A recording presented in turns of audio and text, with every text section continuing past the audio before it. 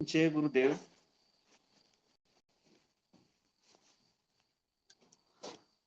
आपण आता सुरू करू. जय गुरुदेव. ध्यानमूलं गुरुर्मूर्ती, पूजामूलं गुरुर्पदं, मंत्रमूलं गुरुर्वाक्यं, मोक्षमूलं गुरुर्कृपा.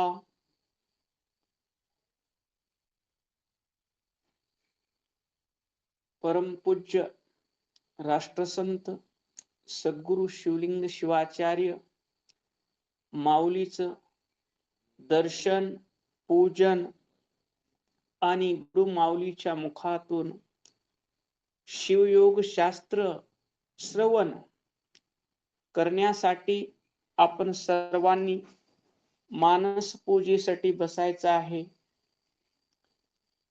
पवित्र आसनावर तुम्हाला जमल त्या आसनामध्ये, सुखासनामध्ये, जे आसन कम्फर्टेबल वाटेल अशा आसनामध्ये बसायचं आहे.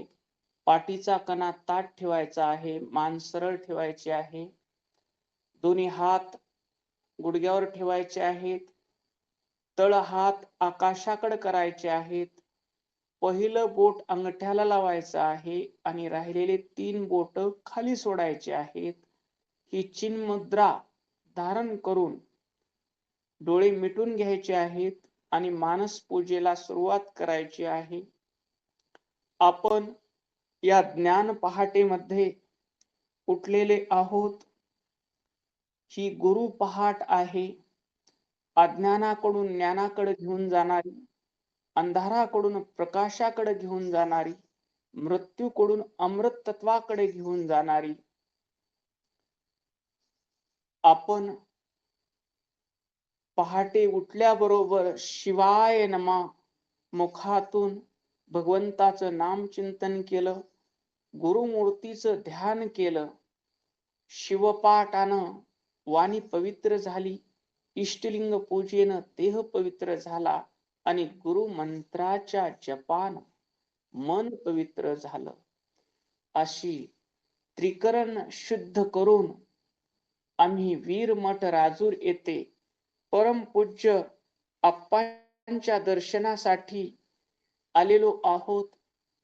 आम्ही मठामध्ये प्रवेश करताच मठातील आगाध शांतीचा, दिव्य प्रसन्नतेचा, परम आनंदाचा अनुभव आम्हाला येत आहे. कारण त्या मठातील अणु रेणू कण ना कण गुरु मडिवाळ शिवाचार्य अप्पाजींच्या पदस्पर्शानं पावन झालेला आहे. राष्ट्रसंत सद्गुरु शिवलिंग शिवाचार्य अप्पाजींच्या वास्तव्यानं पुनीत झालेला आहे. अशा पवित्र भूमीत आम्ही प्रवेश केलेला आहे. आम्ही मठात आलेलो आहोत. मठातील नळाची तुटी चालू करून स्वच्छ पाय, हात आणि तोंड धुतलेलं आहे. मठामध्ये विभूती ठेवलेली आहे. त्या विभूती आम्ही बोटाला 3 लावलेली आहे आणि लिंगाला अर्पित केलेली आहे, शिवाय नमः म्हणून, आणि कपाळावर धारण केलेली आहे. ते भस्म धारण करताच आमच्या देहाचे सर्व विकार, रोग, मनाचे विकार, बुद्धीची मलिनता निघून गेलेली आहे. आणि आम्ही त्या विभूतीच्या बाजूला गुरु माऊलीच्या पादुका ठेवलेल्या आहेत. त्या पादुकाला नतमस्तक झालेलो आहोत. मठामध्ये विशाल बेलाचं झाड आहे. ते झाड भाग्यवान आहे. त्या झाडाला राष्ट्रसंत अप्पांच्या लिंग पूजेसाठी बिल्वदळ देण्याची सेवा करता आली. अशा त्या पावन बिल्व वृक्षाचे आम्ही आमचा प्रपंच शिवरूप करण्यासाठी प्रत्येक जण 5-5 बिल्वदळ तोडत आहोत. शिवाय नमः. शिवाय नमः, शिवाय नमः, शिवाय नमः, शिवाय नमः. शिवनामाचा उच्चार करत आम्ही 5 बिल्वदळ तोडलेले आहेत. आणि आता परमपूज्य आप्पा दुसऱ्या मजल्यावर जेथे बसतात तेथे आम्ही पायऱ्या चढून वर जात आहोत. प्रत्येक पायरीवर पाऊल टाकताच शिवाय नमः, शिवाय नमः, शिवाय नमः, शिवाय नमः, शिवाय नमः असं प्रत्येक पाऊल टाकताना भगवंताचं नाम घेत आम्ही मठात दुसऱ्या मजल्यावर आलेलो आहोत. वर आल्याबरोबर रूप सगुण सुंदर, त्या सुंदर रूपाचं दर्शन झालेलं आहे आम्हाला. परमपूज्य आप्पा त्या झोपाळ्यावर बसलेले आहेत. कपाळावर त्रिपुंड भस्म लावलेला आहे, कुंकुम लावलेला आहे. शुभ्र पांढरा शर्ट, पांढरी धोती परिधान केलेली आहे. आप्पाचे चरण त्या चांदीच्या पाट्यावर ठेवलेले आहेत. गळ्यामध्ये रुद्राक्षाच्या माळा शोभत आहेत. आणि आप्पासाठी आम्ही बाजारातून हार आणलेला नाही, तर सुगंधित फूल, एक एक फूल झाडाचं तोडताना शिवाय नमः, एक एक बिल्वदळ तोडताना शिवाय नमः असं सुगंधित फूल आणि बिल्वदळाच्या माळा आम्ही आप्पासाठी ओवलेल्या आहेत. आणि प्रत्येक फूल ओवताना मी ओवतोय असा भाव नव्हता आमचा. ही माळ ओवणारा शिवरूप, ही फुलही शिवरूप आणि ज्यांच्यासाठी हा हार तयार करतोय तेही शिवरूप, अशा शिव भावनेने आम्ही त्या सुगंधित फुलाच्या माळा ओवलेल्या आहेत. आम्ही अप्पाच्या दंडावर, मनगटावर त्या सुगंधित फुलाच्या माळा बांधलेल्या आहेत. आणि आम्ही अप्पाच्या गळ्यात पुष्पहार घालत आहोत. आणि परमपूज्य आप्पा तोच हार आमच्या गळ्यामध्ये आशीर्वाद रूपानं घालत आहेत. हा दिव्य आनंदाचा सोहळा, हा भक्तीचा सोहळा आपल्याला आपल्या भाग्यानं मिळत आहे. आता आम्ही अप्पाच्या चरणाजवळ पाद्य पूजनासाठी बसलेलो आहोत. आमचा डावा हात अप्पाच्या तळपायाखाली ठेवलेला आहे आणि उजव्या हाताला आमच्या पवित्र जलानं भरलेला कुंभ आहे. त्या पवित्र जलानं अप्पाच्या चरणाचा आम्ही शिवाय नमः, शिवाय नमः, शिवाय नमः, शिवाय नमः म्हणत अभिषेक केलेला आहे. आणि त्या चरणीचं तीर्थ आमच्या हातावर घेतलेला आहे. आणि गुरुवे नमः, लिंगाय नमः, जंगमाय नमः म्हणत ते गुरुचरणीचं तीर्थ आम्ही प्राशन केलेलं आहे. त्या गुरुचरणी, त्या ज्ञान तीर्थानं, त्या दिव्य तीर्थानं आमच्या शरीरातील समस्त रोग नष्ट झालेले आहेत, आजार नष्ट झालेले आहेत, समूळ निघून गेलेले आहेत. आमचा देह निरोगी कंचनकाया झालेला आहे. आमचं मन पवित्र झालेलं आहे, बुद्धी निर्मळ झालेली आहे आणि अहंकार त्या गुरु चरण तीर्थात विसर्जित झालेला आहे. आता आम्ही गुरु माऊलीचे चरण स्वच्छ धुतलेल्या पांढऱ्या उपरण्याने अलगद हळुवार पुसून घेत आहोत. आणि पवित्र विभूती शिवाय नमा म्हणून दोन्ही चरणाला आम्ही लावलेली आहे. आणि तीच विभूती आमच्या कपाळावर धारण करत आहोत. गुरु चरणाला लावलेली विभूती, काय भाग्य आहे आमचं. आणि अप्पाच्या अंगठ्याला हल्दी कुंकुम लावून पूजा करत आहोत. आणि आम्ही तोडून आणलेले बिल्वदळ शिवाय नमः, शिवाय नमः, शिवाय नमः, शिवाय नमः, शिवाय नमः म्हणत आम्ही ते बिल्वदळ वाहत आहोत. आणि आता आम्ही अप्पाची आरती केलेली आहे. आरती करून आप्पाच्या चरणी साष्टांग दंडवत प्रणिपात केलेला आहे आणि प्रार्थना करत आहोत. आप्पा, हा देह, हे मन, ही वाणी, ही बुद्धी, माझा प्राण, प्रत्येक श्वास, माझं मी पण, माझं माझेपण सर्व तुमच्या चरणी समर्पित केलेलं आहे आप्पा. असं सर्व काया वाचा मनानं समर्पित साष्टांग प्रणिपात करून आता आपण आप्पाच्या चरणाजवळ बसलेले आहोत आणि सर्वांनी आपण हात जोडलेले आहेत. हात जोडून आप्पाला प्रार्थना करत आहोत. आप्पा, आम्ही अज्ञानी, अज्ञानामुळं अनंत जन्माचा प्रवास करत करत अनंत वेळा जन्मलो, अनंत वेळा मृत्यू पावलो आणि हा मानव देह मिळाला आणि आमचं भाग्य आहे तुमच्या चरणाजवळ जागा मिळाली. आप्पा, पुरे हा संसार मन कंटाळले फार. आता आम्ही या जन्म मृत्यूच्या फेऱ्याला कंटाळलो आहोत. आम्हाला भक्ती द्या, ज्ञान द्या आणि तुम्ही जे शिवयोग शास्त्र लिहिलेलं आहे ते शिवयोग शास्त्र तुमच्या अमृतवाणीतून श्रवण करण्याची आम्हा बालकाची इच्छा आहे. आप्पा, आमच्यावर कृपा करा. त्यावेळी परम दयाळू गुरु माऊलीनी स्मित हास्य करत प्रसन्न वदनानं आमच्या विनंतीचा स्वीकार केलेला आहे आणि ते माऊली शिवयोग शास्त्र सांगत आहेत आणि आपण सर्वजण मनाचे कान करून ते शिवयोग शास्त्र श्रवण करत आहोत.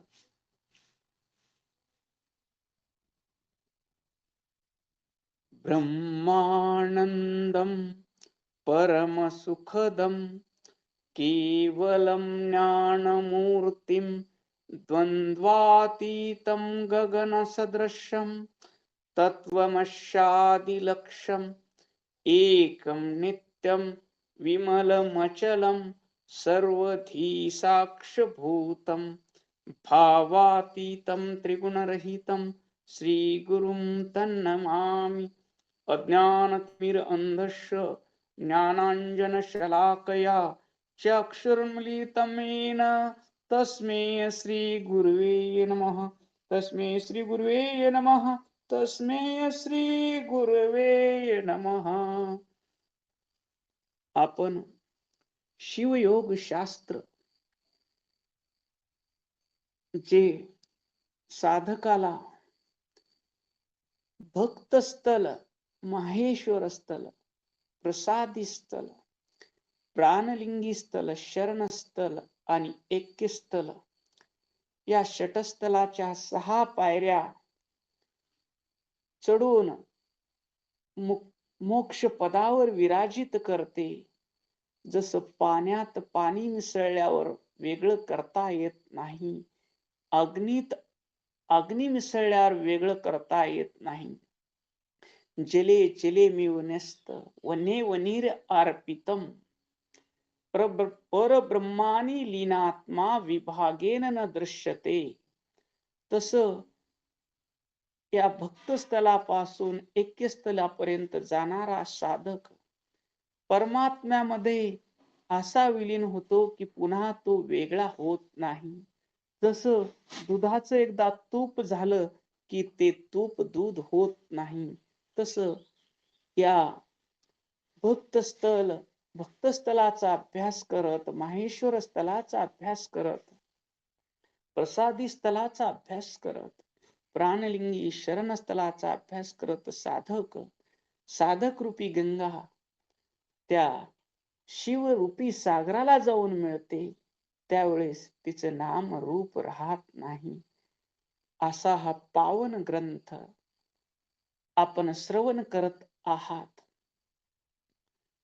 आपण विश्वाचं स्वरूप पाहिलं, आत्म्याचं स्वरूप पाहिलं, आपण मायेचं स्वरूप पाहिलं.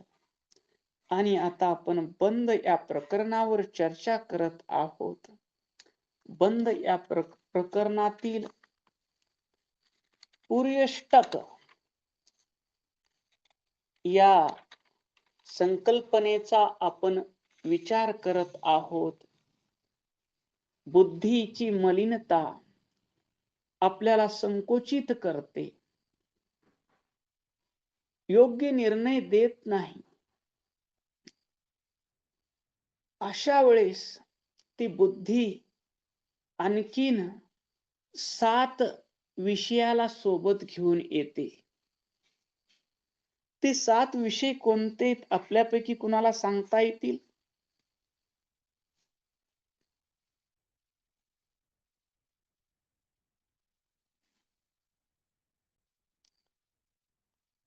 पुर्यष्टकामधले 7 विषय कोणते? शब्द स्पर्श हेच आहेत का? हो, बरोबर आहेत, सांगा. ओम नमः शिवाय. जय गुरुदेव. शब्द स्पर्श रूप रस गंध आणि मन, बुद्धी, अहंकार मन बुद्धी अहंकार. ओम हे नमः 8 शिवाय. आहेत. हे 8 काय करतात? आत्मस्वरूपाचं विस्मरण करतात. आपण मुळात मुक्त, शुद्ध, चैतन्यमय आहोत. परंतु या पुर्यष्टकामध्ये अडकलो. ह्याचं कारण काय? तर आपली बुद्धी मलिन झालेली आहे. आपली बुद्धी संकोचित झालेली आहे. आपल्या बुद्धीवर बालपणापासून संकोचित संस्कार झालेले आहेत. आणि या पुर्यष्टकात आपण अडकतो आणि स्वतःला काय समजतो? मी देह आहे समजतो, स्वतःला मर्यादित समजतो आणि आपल्या स्वरूपाचा विसर पडतो. ही आपल्या बंधनाचं पहिलं पाऊल आहे. आणि या पुर्यष्टकामध्ये आपल्या अनंत जन्माचे संस्कार आणि वासना साठलेल्या असतात. या पुर्यष्टकालाच सूक्ष्म शरीरही म्हटले जाते. आणि या प्राप्त असलेल्या मानवी देहात जर आपण या पुर्यष्टकातून बाहेर नाही निघालो तर आणखीन वासनेत अडकण्याचे आपले कर्म होतील आणि आपल्याला वारंवार जन्म मृत्यूच्या फेऱ्यामध्ये पडावं लागल. वारंवार या जन्म मृत्यूच्या चक्रामध्ये आपल्याला अडकावं लागल. आणि हे पर्यष्टक काय करतात आम्हाला? कुणाला सांगता येईल? हे पुर्यष्टक काय करतात? कसं अडकवतात आम्हाला? अनंत जन्माच्या वासना निर्माण करतात. हो, अनंत जन्माच्या वासना निर्माण करतात. पण आम्हाला आमच्या स्वरूपापासून कसं लांब नेतात? सांगता येईल कुणाला? ओम नमः शिवाय. या आत्मस्वरूपापासून देहबुद्धी होईल आणि देहबुद्धी झाल्यामुळं मग सगळं लेकरं, नवरा, संसार हे सगळं माझं आहे आणि त्या संसारामध्येच गुरफटून टाकतंय आणि त्यामुळे आमचा देहाकडे जास्त लक्ष जातं. आत्मा जे स्वतःचं स्वरूप आहे ते आपण विसरून जातो आणि संसाराच्या मागे लागून तोच वाढवण्याचा प्रयत्न करतोय. ओम नमः शिवाय. जय गुरुदेव. जय हे गुरुदेव. पुर्यष्टक आपल्याला बाह्य विषयाकडे घेऊन जातात. पुर्यष्टकातील मनाला हात नाही, पाय नाही, मन ही पांगळ आहे. पण ते कुणाचा उपयोग करतंय मन? कुणाचा पुरुष्टकात उपयोग? ते आणि त्याचे अहंकारातून. पंचकर्मेंद्रिय आणि पंच ज्ञानेंद्रियाचा उपयोग करून पंच विषय भोगण्यासाठी मन आम्हाला बाहेर घेऊन जात. डोळ्याला नको ते पाहायला सांगत. डोळ्याला नको ते पाहावं वाटतं. पाहुणे ते पाहावं वाटतं. त्यावेळेस मन विचारतं बुद्धीला, अरे पाहणं आवश्यक आहे का? त्यावेळेस बुद्धी निर्मळ असेल तर ती बुद्धी म्हणेल, अरे डोळे परमेश्वराचं रूप पाहण्यासाठी दिले आहेत. हे डोळे गुरु माऊलीच्या चरण पाहण्यासाठी दिलेले आहेत. हे डोळे विश्व रूपात नटलेला परमात्मा आहे, तो परमात्मा पाहण्यासाठी दिलेले आहेत म्हणा. तू डोळ्याला या विषय वासनेमध्ये जे आज सुंदर आहे, आज सौंदर्य आहे, ते उद्या म्हातारपणात राहील का हो? डोळे रूपाला मोहित होतात. आज जे सुंदर रूप दिसत आहे ते म्हातारपणामध्ये राहील का? राहील का? नाही राहत. ते सुंदर रूप म्हातारपणामध्ये राहणार नाही. दात पडून जातील, गाल बसून जातील, डोळ्याला दिसणार नाही, कानाला ऐकून येणार नाही, चेहऱ्यावर सुरकुत्या पडतील. मग जे नश्वर आहे, नश्वर स्थूल हा प्रपंच अवघा नकळत अंतर काय. आपले डोळे काय पाहतात? तुझं रूप मी पाहतच राहील. ते रूप शाश्वत आहे का? आमचे जे डोळे ज्या रूप पाहण्यामध्ये दंग झाले आहेत, ते रूप शाश्वत आहे का? का परिवर्तनशील आहे? नाहीये, परिवर्तनशीलच आहे. आज जे सौंदर्य आहे ते उद्या राहणार नाही. मग आमच्या डोळ्यानं काय पाहावं? शाश्वत सौंदर्य पाहावं. त्या सौंदर्याचा निर्माता पाहावं. ही सौंदर्यानं भरलेली सृष्टी, सुंदर सुंदर फुलं, वाहणाऱ्या नद्या, आकाशातून बरसणारी पर्जन्य वृष्टी, एक बीज जमिनीत पेरलं की ते 1000 दाण्याचं कणीस येतं. एवढी सुंदर सृष्टी निर्माण करणारा तो परमात्मा किती सुंदर असेल. त्या परमात्म्याला पाहावं आणि या सृष्टी रूपानं नटलेला माझा परमात्माच आहे. फुलात तोच आहे, जलात तोच आहे, पृथ्वीत तोच आहे, आकाशात तोच आहे, सर्व ब्रह्मांडाचा आधार तोच आहे. म्हणून माझे डोळे डोळे तुम्हाशी प्रार्थना, पहा कैलाशीचा राणा. आम्ही आमच्या डोळ्याला काय केली पाहिजे? प्रार्थना केली पाहिजे. डोळे तुम्हाला प्रार्थना, तुम्ही कैलाशीचा राणा पहा. आम्ही आमच्या कानाला प्रार्थना केली पाहिजे, ऐका उभय श्रवण माझ्या शंकराचे गुण. अरे कानांनो, तुम्ही त्या शंकराचे गुण ऐका, त्या शंकराचं नामस्मरण ऐका, त्या शंकराचं भजन ऐका, त्या गुरु सद्गुरुनाथाची अमृतवाणी ऐका आणि पावन करून घ्या. आमचं रूप पाहण्याची, रूप कोण पाहत? आमची दृष्टी निर्मळ झाली पाहिजे. आमचे शब्द कोण ऐकत? आमचे कान. श्रवण इंद्रियाची श्रवण शक्ती पवित्र झाली पाहिजे.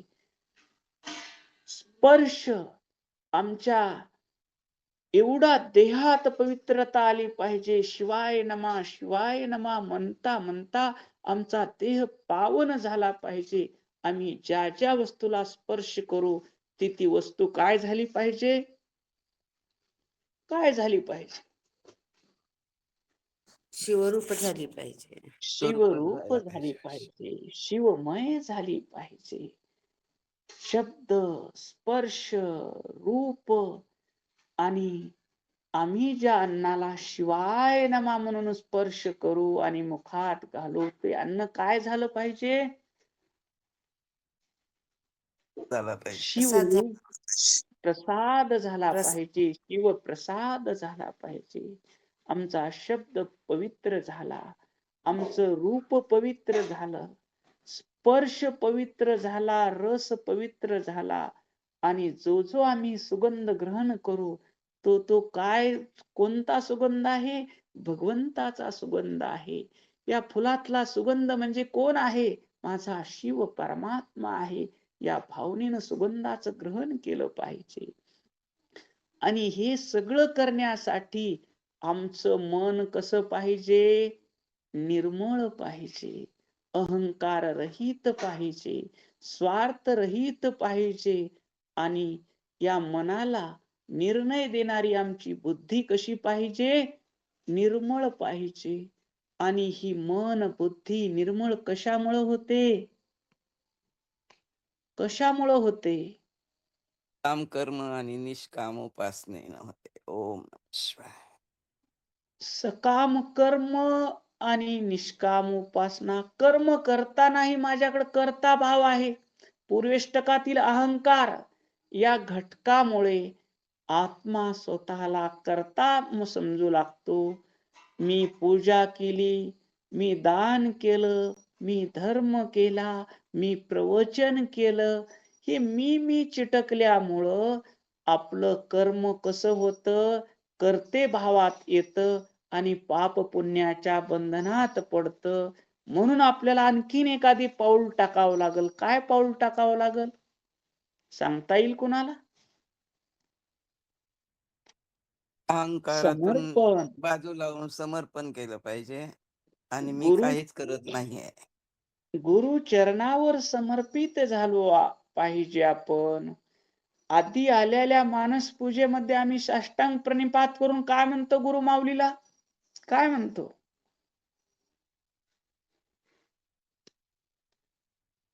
सर्व सांगता येईल देह कुणाला? समर्पण करीत आहोत. आमचा देह सर्व समर्पण करीत आहोत असं गुरुजवळ प्रार्थना करतो. आणखीन कुणाला सांगता येईल?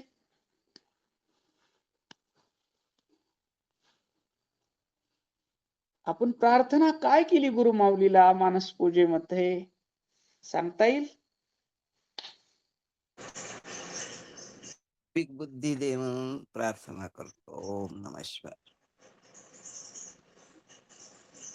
आणखीन कुणाला सांगता येईल का?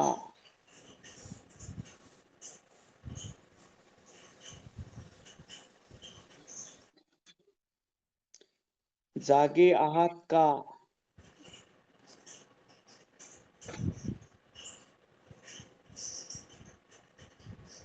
अत्यंत दुःखाची निवृत्ती व परमानंदाची प्राप्ती हो.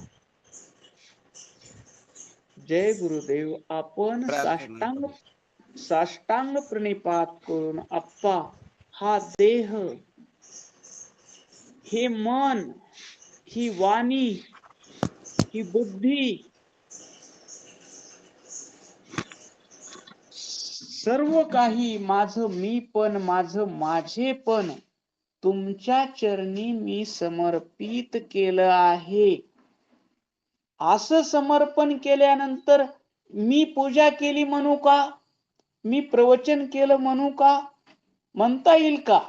सर्वस्व नाही, मी जर समर्पित केलं तर म्हणता येईल का? हे तसं म्हणता येणार. म्हणता येणार नाही. म्हणून कर्माचा कर्तेपणा मला गुरुचरणावर अर्पण करावा लागेल.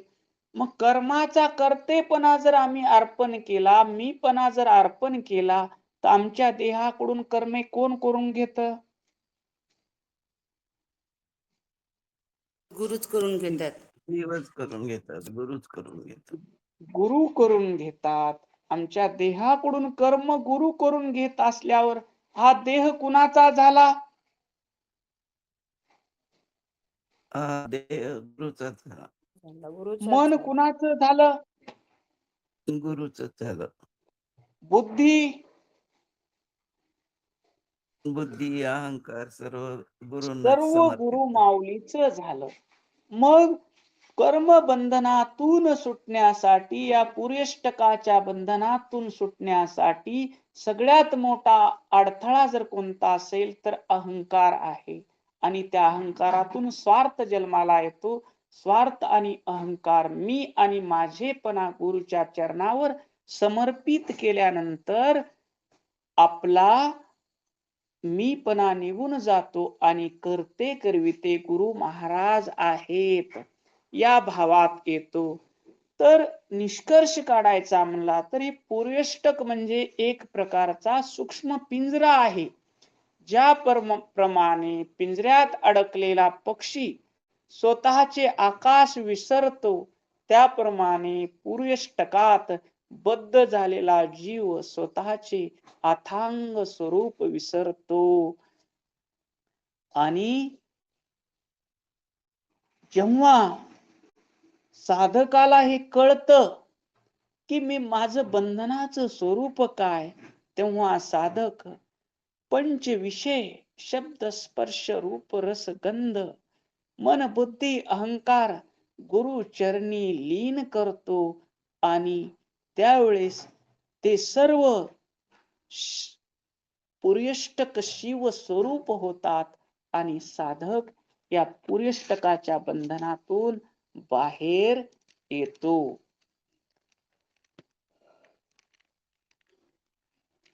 पुढं या बंद प्रकरणात आप्पा म्हणतात, साळीवर असलेल्या कोंड्याप्रमाणे जीव चैतन्य आवरत असल्याने जन्म मरण रूप बंधन येत.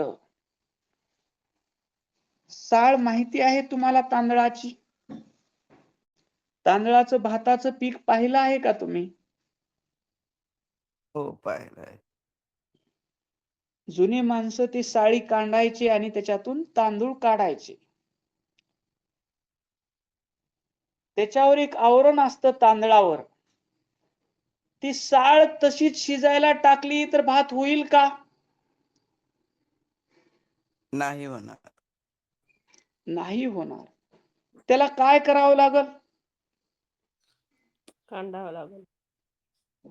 त्याला कांडावं लागल आणि ते आवरण बाजूला काढावं लागल. तसं आमच्या स्वरूपावर कोणतं आवरण आलेलं आहे? आमच्या ज्ञानाचं आवरण. स्वरूपात मी आणि माझं आज्ञा- मायेच. हा, बरोबर आहे.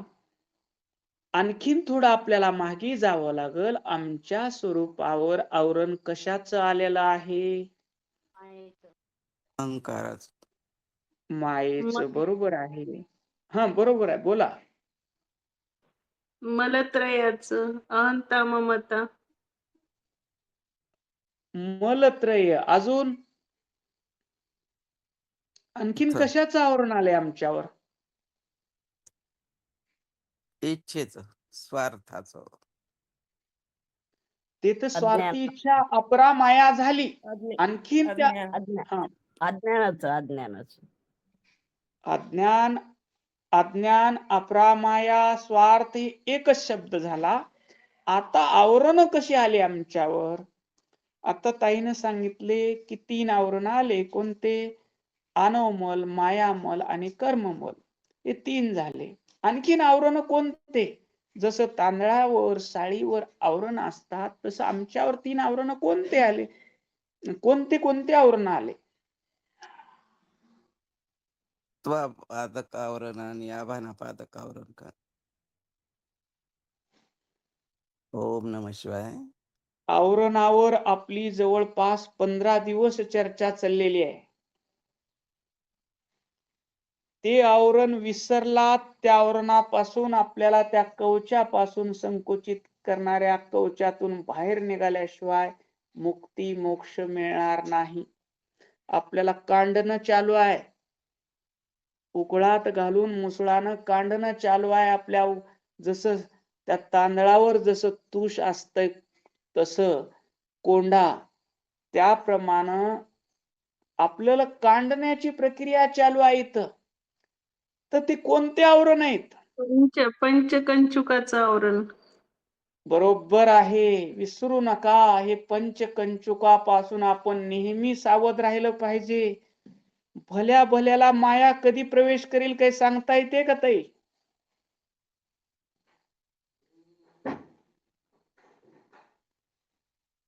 माया ही भल्या भल्याला कधी खाली आणील काहीच सांगता येत नाही. तर तांदळावर जसं साळीचं साळ असते, भाताचं पीक आल्या ते साळ आपण काढून शिजवला तर भात होत नाही.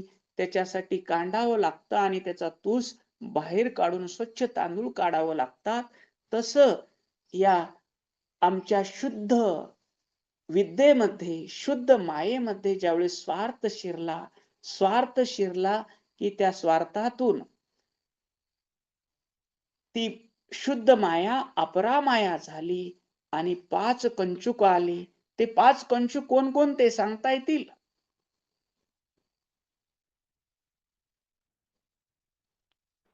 पाच कंचुक कोणते आहेत सांगता येईल आपल्यापैकी कुणाला? हो हो कुणी सांगत आहे का? मी प्रयत्न करते. कला सांगा कंचुक, सांगा. विद्या कंचुक, राग कंचुक, काल आणि नियती कंचुक. कला हे पाच कंचुकामध्ये हम्म.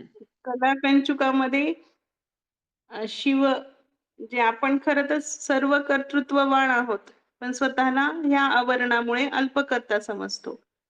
विद्या कंचुक आपण सर्वज्ञ आहोत, पण या कंचुकाच्या आवरणामुळे आपण स्वतःला अल्पज्ञ समजतो. मला काही येत नाही, मला हे कसं जमल असं.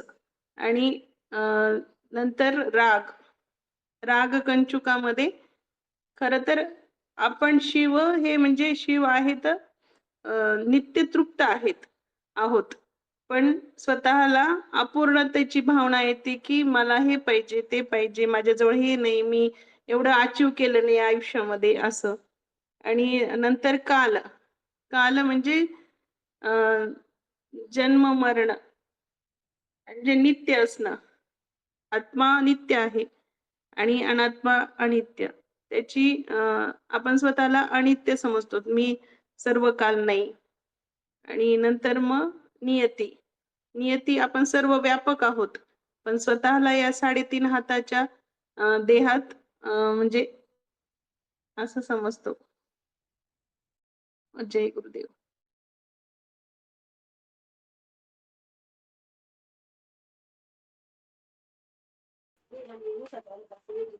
हे गुरुदेव, पहिल्यांदा आमच्या मायेमध्ये स्वार्थ शिरला. आम्ही शुद्ध, शिवाची शक्ती, आमची इच्छा शुद्ध होती, पण त्या इच्छेमध्ये स्वार्थ शिरल्यामुळे आम्ही आदोमाया झालो, अपरामाया झालो आणि अपरामायेचे 5 लेकरं आली. हे 5 लेकरं आता ताईनं सांगितले. हे 5 लेकरं काय बोलायचंय तुम्हाला कुणाला? हे 5 लेकरं, 5 कंचुक आले आणि हे 5 कंचुक आणि आम्हाला मर्यादित केलं. 5 कंचुकानं आम्हाला मर्यादित केलं.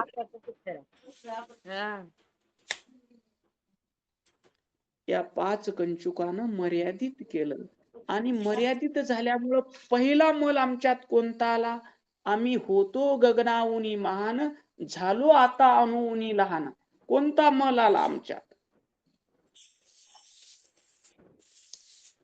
पहिला मल कोणता आला मर्यादित झाल्याबरोबर?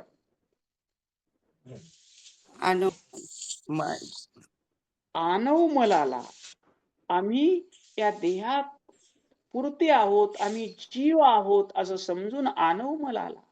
व्यापकत्व विसरलं आणि आम्ही पुरुष तत्वात आलो. पुरुष तत्वात आल्यानंतर 100% विसर पडला आणि मी हा देह आहे म्हणल्याबरोबर दुसरा मल कोणता आला लगेच चिटकून त्याला? दुसरा मल कोणता आला? मायामल. मायामल आला. आधी मी हा देह आहे, मी देह आहे, देह माझा आहे आणि देहाच्या संबंधित पत्नी, मुले, आई, वडील हे माझा परिवार आहे. शेजाऱ्याशी मला काही घेणं देणं नाही. मी आणि माझा परिवार सुखी राहिला पाहिजे यासाठी मी वाटेल ते करीन. हा कोणता मल आहे? मायामल.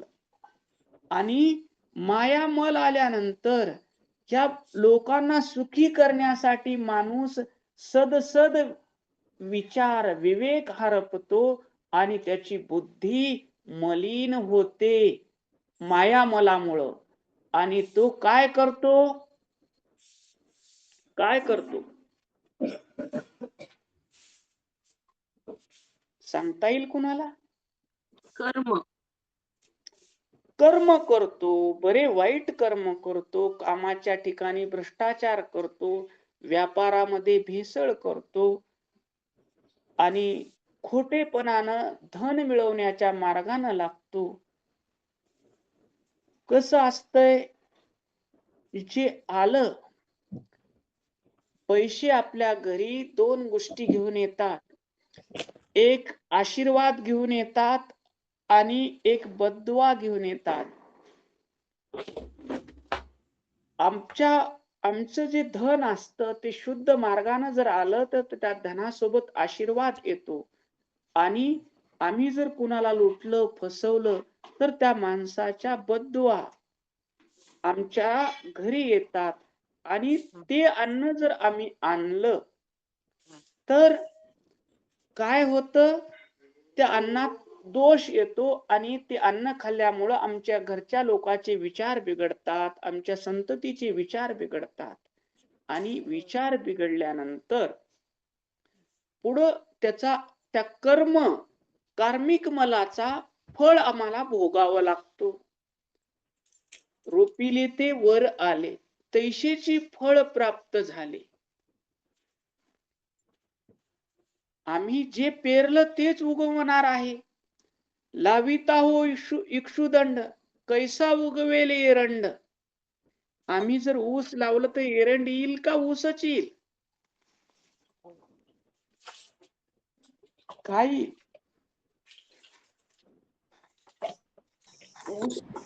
ऊस येईल. पेरलं तेच येईल. पेरलं तेच येईल, ऊस येईल. आता आप्पाचा जीवनातील, माऊलीच्या जीवनातील एक प्रसंग आप्पा नेहमी सांगायचे. मी काशीला शिकायला असताना योग अभ्यास चालू होता. योग अभ्यासामध्ये तिखट, तुरट, आंबट, गोड चवीचा कुठलाच पदार्थ खायचा नाही, असा आप्पाचा नियम चालू होता. आम्ही विचारलं, मग आप्पा तुम्ही काय खायचं? त्यावेळेस आप्पांनी सांगितलं, दूध, पाणी, तूप आणि तांदूळ. पाण्यात तांदूळ घालून शिजवायचे आणि त्याच्यामध्ये भात तयार झाल्यानंतर त्या भातात मीठही राहायचं नाही, लोणीही राहायचं नाही, तिखटही राहायचं नाही, तुरटही राहायचं नाही, आंबटही राहायचं नाही. मनावर नियंत्रण आणण्यासाठी योगाभ्यास चालू. आणि भात शिजवायचा आणि त्याच्यामध्ये दूध आणि तूप घालून इष्टलिंग अर्पित करून प्रसाद घ्यायचा. मग ही आप्पाचा नियम चालू असताना इकडचा एक सद्भक्त गेला तिथं घरून काशीमध्ये आप्पाकडे गेला आणि का आलास महादेव? त्यावेळेस आप्पाने विचारलं त्याला. त्यावेळेस महादेव म्हणाला, आप्पा काशीला आलो आहे, तुमची सेवा करावं गुरु महाराजाची म्हणून आलो आहे. ठीक आहे म्हणले. मग आप्पासाठी बिल्वपत्र, फुलं तोडून आणणं, स्नान करून सवळ्यात पाणी आणून देणं, ही सेवा चालू केली. आणि आप्पा स्वयंपाकी होते. स्वयंपाक या शब्दाचा अर्थ काय? जो स्वतःसाठी शिजवतो तो स्वयंपाकी. आणि आम्ही काय करतो? दुसऱ्यानं शिजवलेलं खातो. मग आम्ही स्वयंपाकी का परपाकी? बाकी. परपाकी. पण हा. आप्पा स्वयंपाक करायचे, स्वतःचा प्रसाद स्वतः तयार करायचे आणि इष्टलिंगाला अर्पण करून ते प्रसाद घ्यायचे. मग आप्पासाठी तो महादेव बाजारातून तांदूळ आणून देऊ लागला. आप्पा तर दुसरं काही खात नव्हते. तांदूळ आणून दिला म्हणजे आप्पा आता माझ्या सामानाबरोबर तुमचे तांदूळ आणतो म्हणून तांदूळ आणून दिला. आणि ते तांदूळ शिजवून आप्पा प्रसाद खाऊ लागले महादेवनं आणलेल्या तांदळाचा. आणि प्रसाद खाल्ल्यानंतर आप्पा तिथं पुस्तक वाचत बसले आणि महादेव ही तिथं बसला आणि त्यानं बाजारातून आणलेले पेढे खाऊ लागला महादेव.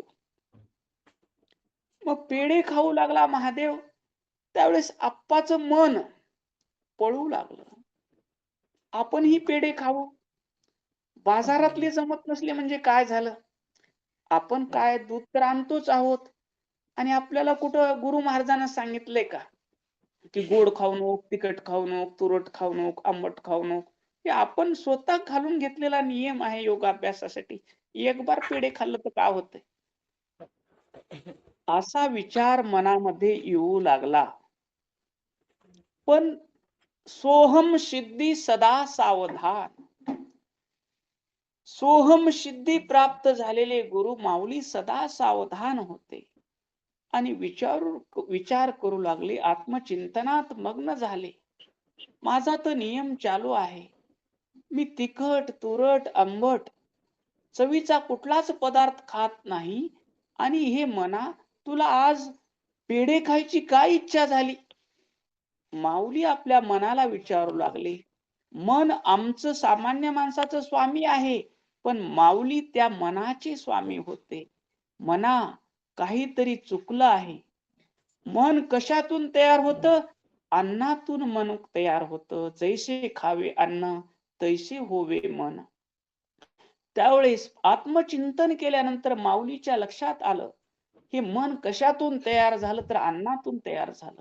अन्न आपल्याला कुठलं तर दूषित अन्न खाण्यात आलं.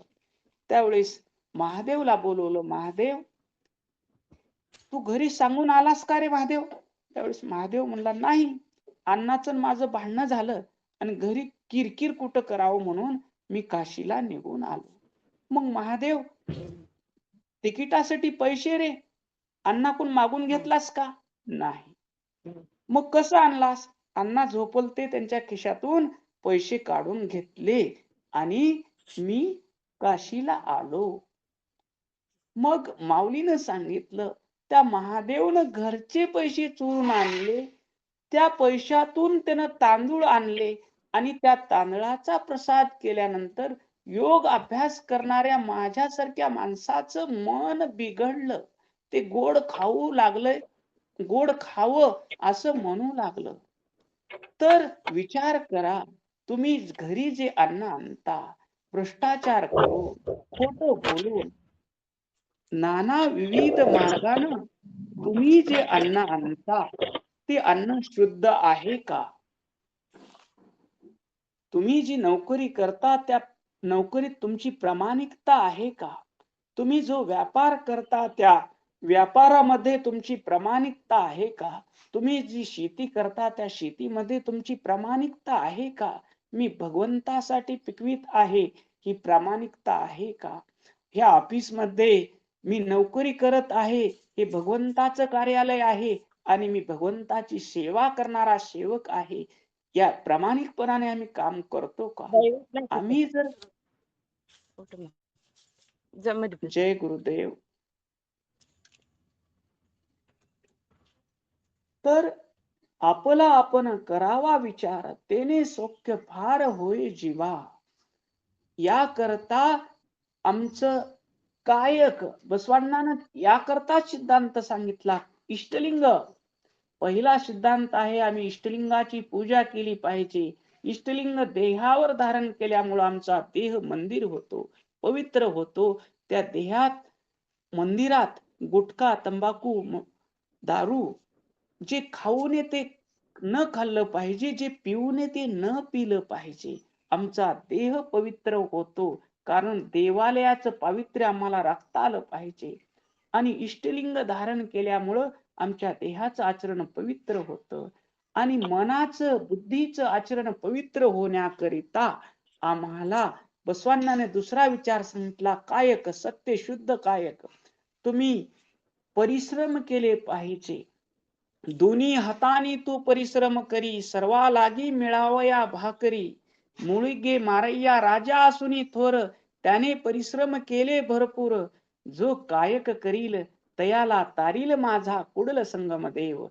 भूपाल महादेव बसवांनाची कीर्ती ऐकून भूपाल महादेव रोज जंगमाला रोज 1000 जंगमाला भोजन घालायचा धर्म प्रचार करणाऱ्या काश्मीरचा राजा भूपाल महादेव. आणि त्याला गर्व झाला, मी जंगम भोज घालतोय. त्यावेळेस त्या जंगमाने सांगितलं, अरे भूपाल महादेवा, तुझ्यापेक्षा तर अण्णा बसवण्णाच्या महामनेमध्ये जास्त जंगम जेवतात आणि बसवण्णाच्या ठिकाणी कसलाच गर्व नाही.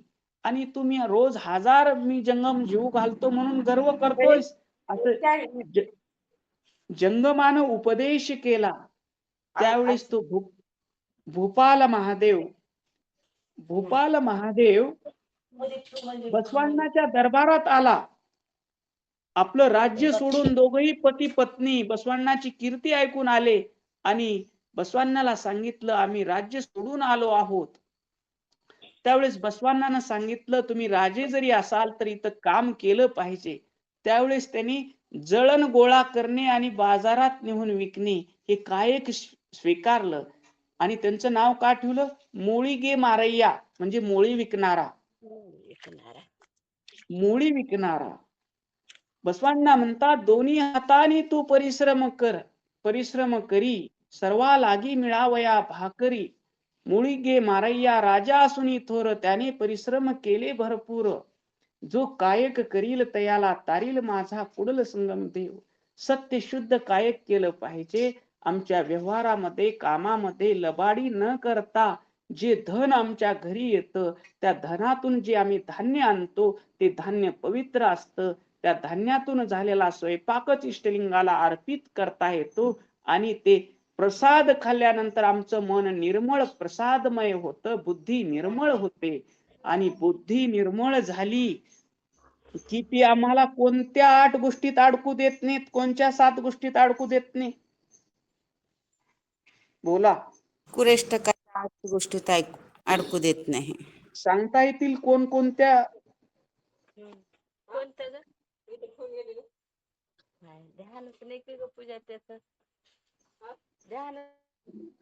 हा, कोणत्या गोष्टी सांगता येतील? शब्द, स्पर्श, रूप, रस, गंध, मन, बुद्धी, अहंकार या गोष्टीत अडकू देत नाही. कोण अडकू देत नाही? गुरु, सद्गुरु. इमानदारीनं कमवलेलं धन, त्या धनातून आणलेलं धान्य, त्या धान्याचा तयार झालेला शिवाय नामामनत झालेला स्वयंपाक ते लिंगाला अर्पण करून खाल्ल्यानंतर आमची बुद्धी निर्मळ होते, मन निर्मळ होतं आणि खाणाऱ्याचीही बुद्धी निर्मळ होते आणि घरचे सगळे माणसं निर्मळ शिवभक्ती प्राप्त होते आणि त्यांचं जीवन निर्मळ होतं. तसं अप्पा येत म्हणतात, साळीवर असलेल्या कोंड्याप्रमाणे जीव चैतन्य आवरत असल्याने त्याला जन्म मृत्यूचे बंधन येते. तर ही कोंडा कोणकोणता आहे आमच्या जीवरूपी साळी तांदळावरला? हे कोंडे सांगितले, आवरण सांगितले, कोणकोणते?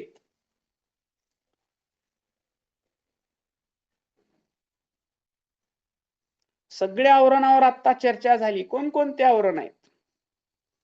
5 कंचुक, 3 मल आणि हे 8 पुर्यष्टक.